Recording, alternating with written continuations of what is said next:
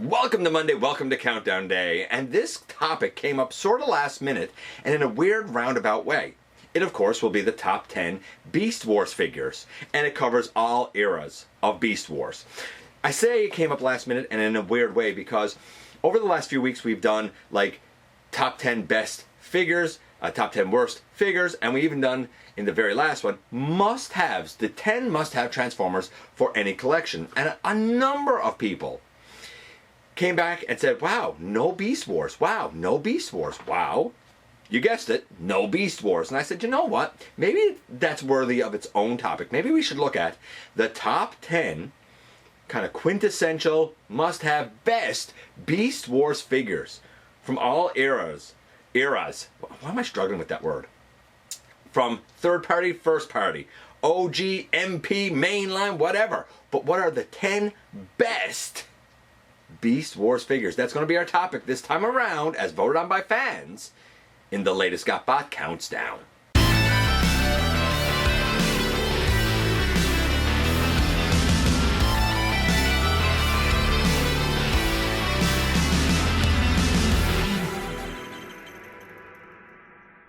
Hey, one hail, welcome back to the channel. I'm your host, your most humble of hosts, Dennis Moulton, aka GotBot. As always, please like, comment, share, of course, subscribe, and while you're at it, light them up, baby.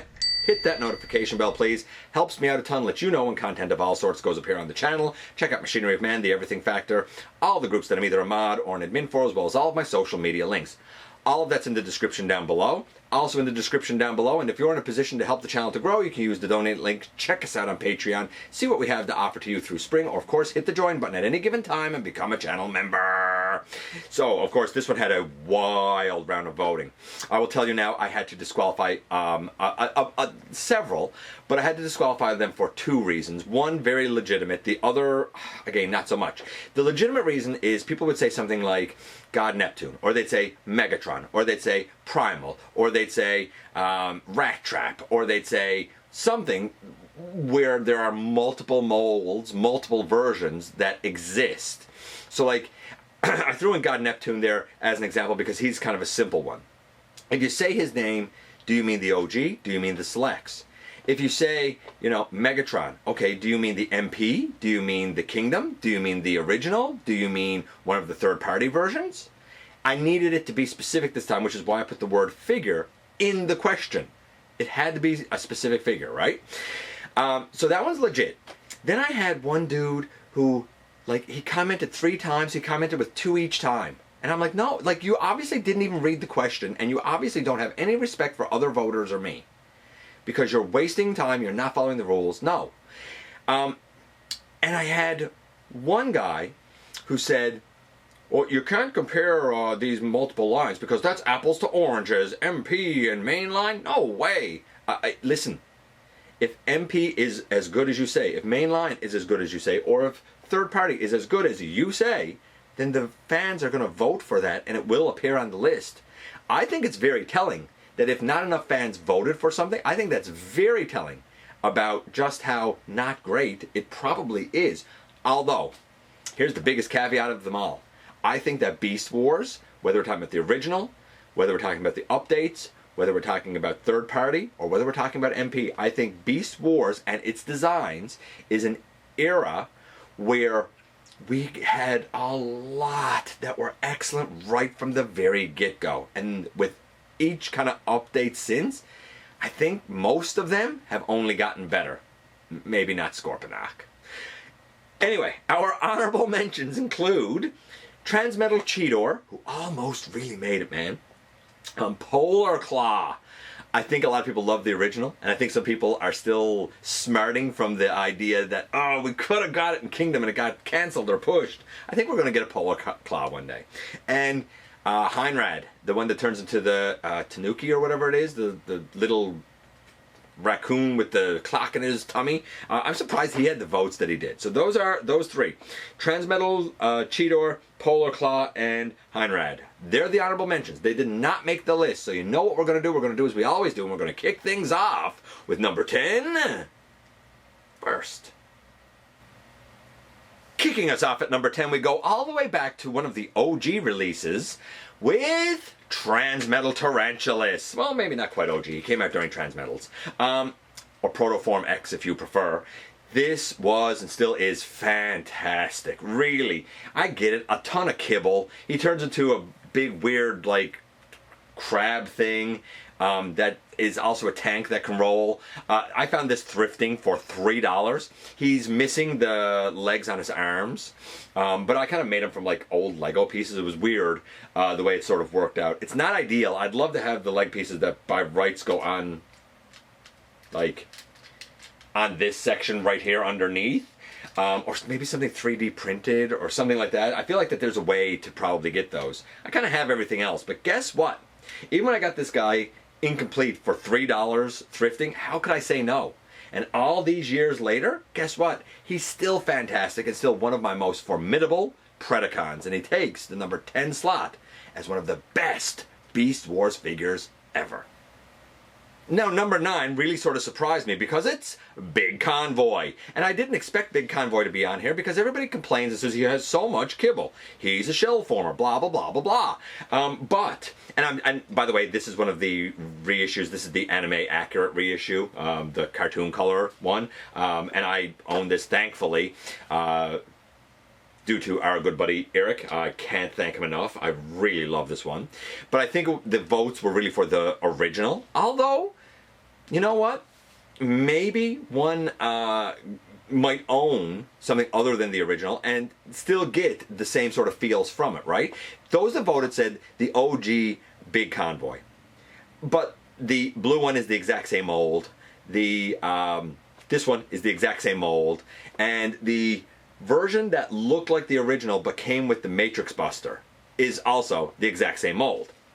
And we know that we're getting an updated leader class version coming out in, I'm going to say Age of the Primes, I guess, since that's what we are into now. However, it's really hard to beat the original. Here's the thing, despite all the kibble, this guy has astonishing articulation.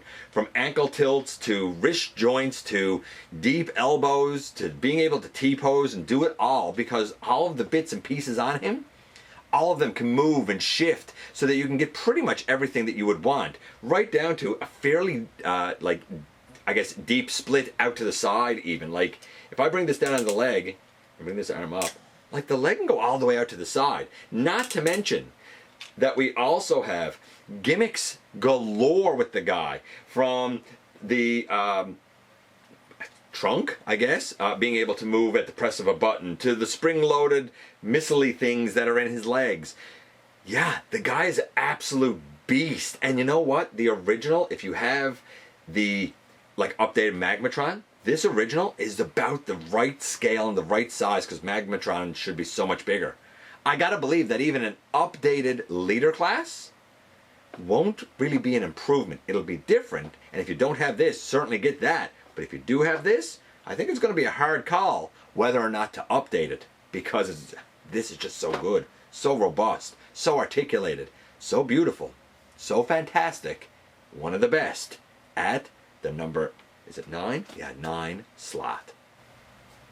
Coming in at number 8, we have this guy. That's right, it's the original G1, if you will, Optimal Optimus. And people said, look, the Power of the Primes one, it was an admirable attempt at like an evolution gimmick. It was an admirable attempt at trying to make an approximation. But that one, you know, had certain issues like missing an alt mode, though DNA Design fixed that. And it just lacked a number of the features, gimmicks, and style and pizzazz that this guy has. Case in point, this guy had, of course, the gorilla mode, the robot mode, the plane mode, and the trike mode. I don't know what you call the wheeled vehicle mode. Tank? I don't know. I don't know what it is. So it had all those modes. It had a ton of chrome on it, or back metal, whatever. But like it's just stood out so much.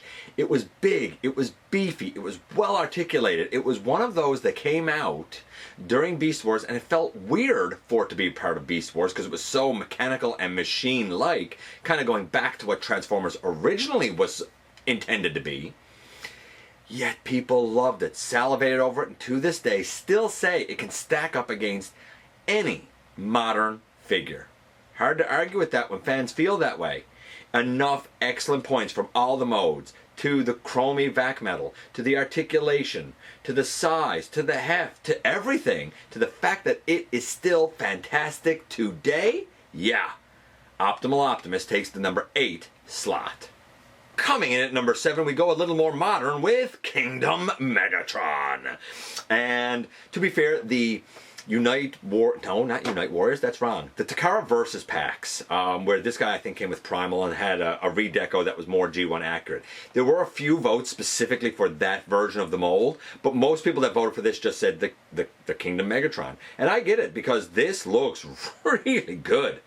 Really, really good. Like, you see this and you know it's Megatron. Is it absolutely perfect? Well, the shoulders are asymmetrical, so no. And this deco, granted, is the War for Cybertron deco, which is slightly different. Like, we're missing the green here on the thighs, for example. I guess you could paint it in if you wanted, or you could get the Takara one. That said, the robot mode, the silhouette of this looks about as perfect as you could want for a Megatron. The arm over here, it would be real nice if this whole chunk could come off, but at least the hand here is nice and kind of separate, and you can do things with it. Like, it's not in the way like it was on the original, covering the whole hand. I love the look of the Dino Head fusion cannon thing. I love the head sculpt on the guy. The articulation here is excellent. The whole thing is built on a frame so that all of this textured in skin is done in that rubbery plastic, but I don't worry about it degrading or disintegrating or anything like that, because when you move the pieces, you're moving the solid plastic underneath rather than the skin that's covering it. And I love that we have this solid, hard plastic robot covered by this organic type of skin. It was a very ambitious and very unique way to do this guy, but enough fans think the result was fantastic that he was able to take the number 7 slot. Coming in at number 6, we have this Transmetal Megatron. This is, of course, the first Transmetal Megatron. He went through a couple of iterations. This one still turned into a T-Rex. The purple head was cool. The roller skates was neat. Of course, the North American release was done with gold plastic and suffers from GPS and pretty much crumbled. The Takara version used a more reddish plastic that has held up, even though it doesn't look quite as good. It doesn't look quite right. If you know the cartoon, if you know the animation, then you know it should be this goldy brown, bronzy color along with the purple, instead of a reddish color along with the purple. But if you want a version of Transmetal Megatron that still holds up, because he had great articulation and excellent transformation, he was excellent then, he's excellent now. Really, go with the Takara, or you could get one of the third-party options. Again, they tend to be a little more reddish, I think. Though I want to say, TransArt maybe did one that was more bronze and purple, I think. But anyway, you cut it. The original, people said, look, if you took the GPS out of it, the transformation, the look of the dino mode, the look of the robot mode, the articulation, everything about it was fantastic. And he still had a great menacing presence as the leader of the Predacons. The only issue was GPS. And you can even look past that if you're willing to look past color accuracy. Bit of a weird one, but I get it. Because when you first see Transmetal Megatron, you're going to be impressed by it because it's just that good. And it takes the number 6 slot. And now a hush falls over the crowd because we've reached the ever-coveted, ever-popular halfway mark. And at the halfway mark we go to Legacy and, Magmatron. Now some people voted and said Magmatron, but they didn't tell me which mold. So I don't know if they meant the original or the update. Those votes had to be disqualified because it wasn't specific enough, unfortunately. That said, there were enough people that voted for the Legacy version of Magmatron that he was gonna place here anyway, because he's just magnificent. Bulky, hefty, solid. Yes, he's a hodgepodge, weirdo mess of a bot with, 3 dinos that come together for one big, burly robot. He takes everything about the original and really improves on it and makes it more solid. Much like the HasLab Omega Prime takes everything from the original and makes it more solid. My understanding, based on what voters said, is that this guy does much the same thing. Is he absolutely perfect? Well, no. We know there are a couple of limitations. For example, the articulation of the head. But for what the design is and what it needs to translate from the screen to plastic, I mean, you're never going to get another Magmatron from Beast Wars Neo that's going to look this good, that's going to function this well, that's going to be able to become that weird, I think they call it a Chimera actually, but that weird combined dino mode that's going to be able to have all the articulation and maintain the look in robot mode, and that can be 3 successful dino modes. Yeah, the guy wins across the board any way you cut it. Plus, he has a significant amount of paint to boot. What's not to like about Magmatron? And he takes the number 5 slot. Number 4 takes us to a blast from the past, once again with Depth Charge. Now, I actually have the Timeline's Depth Charge as well that uses the Pterodive mold, which is great. That's like a Cybertronian version before he came to Earth and became like the Stingray thing, or Manta Ray, whatever he is. This, again, much like my Rampage, I found thrifting, so he doesn't have the discs that fly out. He still has the big backpack. He doesn't have his tailpiece, which is a bit of a shame. I'd like to have the tailpiece because it works as a stabilizing leg. That said, even without the stabilizing leg, the feet on this guy, they're so big and his joints are so tight that he's still excellent. Again, you got all of the nice, beautiful chrominess, excellent articulation, which you wouldn't think you'd have with all of this backpack junk, and a really cool look and a cool alt mode that was able to fly even. Yeah, Depth Charge. Some said he was even ahead of his time, design-wise. Maybe. I can't imagine what an update to him or Rampage would be like, but boy oh boy, would I love to see the attempt. Can they compete with the originals? I don't know. Maybe time will tell. Maybe one day we'll find out. But for now, the original Depth Charge takes the number 4 slot. And now here we are into the top 3, and at number 3 we have this guy. That's right, it is Transmetal Tarantulas. Now I like Tarantulas, I love the character. The Transmetal one was a bigger, beefier version of Tarantulas where you felt like he was, you know, if he was a threat before, he's an even bigger threat now. Yes, he still has that sinister spider mode, but now the dude can deploy wheels and roll like a rolling mechanical spider coming at you. Terrifying. If you know the character and you see the robot, I mean, it's as if he wasn't psychotic and maniacal enough to begin with. Put this robot mode on him and make him even more maniacal. It's surprising to me that we haven't had an update of this mold, but a lot of people have said you don't really need to update it. The articulation, the transformation, the size, the heft, it's all there and it's all good, and it's still good all these years later. Who am I to argue? Tarantulas, Transmetal Tarantulas takes the number 3 slot. At number 2, I think that this one at some point had to appear on the list. It's the original Optimus Primal. Again, this was one I also found for a great price. It wasn't thrifting, but I found it for a great price in the aftermarket at the time. I didn't know that I was missing the things that these are supposed to hide in, so that's a bit of a bummer. Not complete. But again, people said, look, you had the spring-out cannons, you had the mask that could come over his face, you had the mace in the arm, you had the blasters in the forearm, you had a ton of gimmicks here. He could beat his own chest with the press of a button here on the back. Convincing gorilla mode for what it was. An excellent robot mode. You believe that this could lead the Maximals. Yeah, we've had updates since. We've had recolorations since. But you know what? The mold was fantastic. And even in modern standards, it's still pretty excellent and retains a lot of the quality and things that we look for in modern day figures. When you can hold out the test of time and you were one of the originals, that says a lot to your longevity. The original Optimus Primal takes the number 2 slot. And now here we are, very tippy top number 1.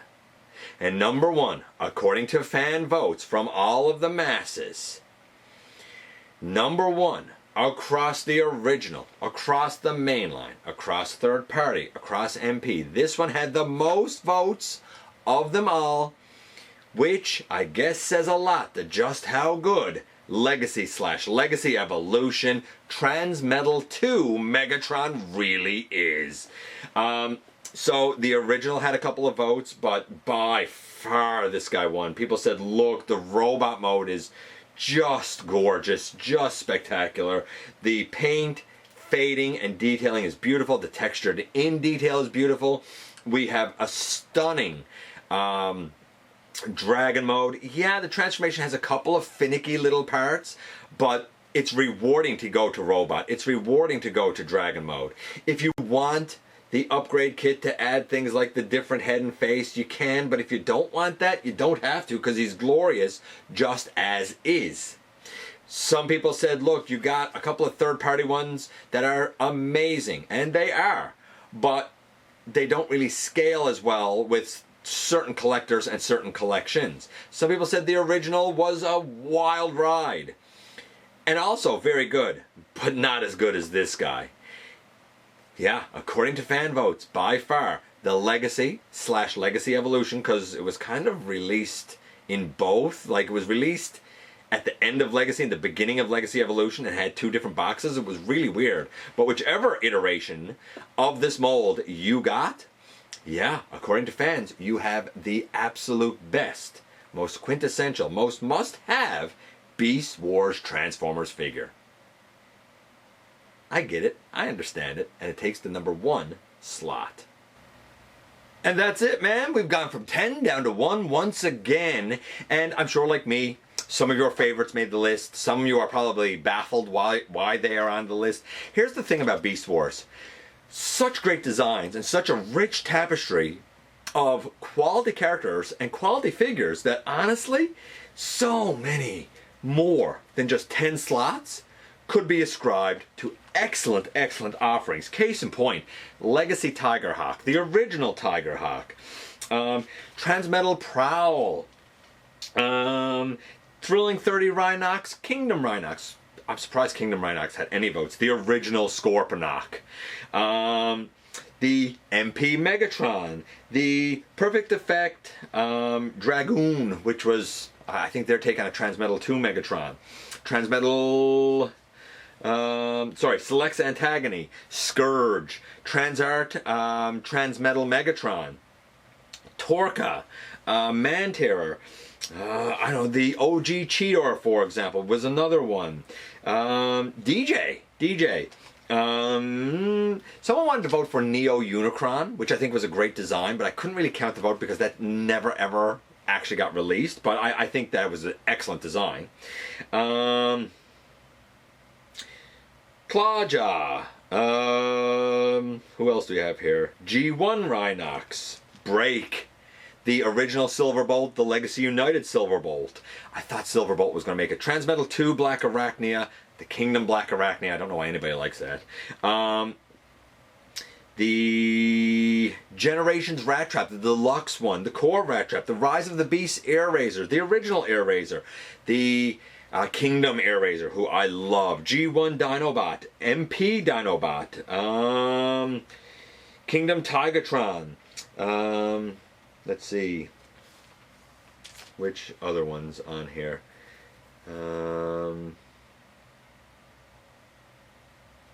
Let's go with Beast Wars 2 Hellstorm, Power of the Primes Optimal Optimus. Let's go with Universe Black Arachnia. That one was a surprise. Kingdom Optimus Primal, Snapper, Snarl, Sonar, Moon. So hard to get Moon. Transmetal 1 Optimus Primal, the one where he's kind of blue and has that surfboard thing. Cyber Shark, Kingdom Dinobot. Gosh, who else here had votes? Ghost Starscream from the Versus 2-pack with Waspinator. That was definitely a tongue-in-cheek way of trying to fit in a G1 character. Although Beast Wars is G1, so I stand corrected. What else is here that I haven't already said? Or have I said it all? Generations Waspinator, Kingdom Waspinator. Overlooked those. Rise of the Beast, Cheetor. Gosh. That might be, I don't want to say that's it, but I think that might be all that's worth mentioning because I'm kind of just babbling here and at the end. So many good ones. Official, third party, MP. There's so many wonderful ones to choose from. Interesting that they never made the must-have list last week, but if you're a Beast Wars collector or you're thinking about becoming a Beast Wars collector, maybe this can guide you to some of the multitude of gems that Beast Wars offers. It's not for everyone, but for those who love it, they really love it a lot. Let me know if your favorites made the list or not. I appreciate you guys coming by and giving me some of your extremely valuable time. I do know how important it is to you. If you're in a position to help the channel to grow, you can use the donate link, check us out on Patreon, see what we have to offer to you through spring, or of course, hit the join button at any given time and become a channel member. While you are at it, hit the subscribe button, stick around and have some fun with us here on the channel. And don't forget, not for a moment, not for a second, that you right there, you do make a difference in the world. And I look forward to the next time that you and I get together to have another visit, either in the live streams on Thursday nights at the stop motion premieres, or the old-fashioned way right here inside the videos.